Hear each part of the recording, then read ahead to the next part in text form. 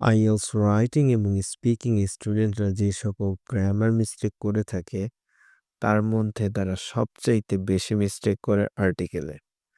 আর্টিকেলে দা এর ব্যবহার তারা ঠিকভাবে করতে পারে না। ফর এক্সাম্পল, যখন তারা একটা কান্ট্রির নাম বলে লাইক কানাডা, ইংল্যান্ড, চায়না, এসব ক্ষেত্রে দা এর ব্যবহার করতে হয় না।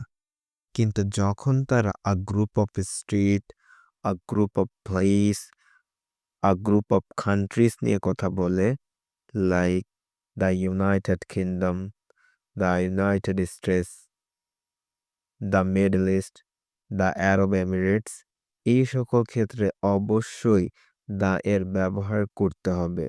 সুতরাং আমরা কি বুঝলাম? যদি আমরা একটি প্লেসের নাম বলি তখন আমরা দা বলবো না, একাধিক প্লেসের নাম বললে দা বলবো।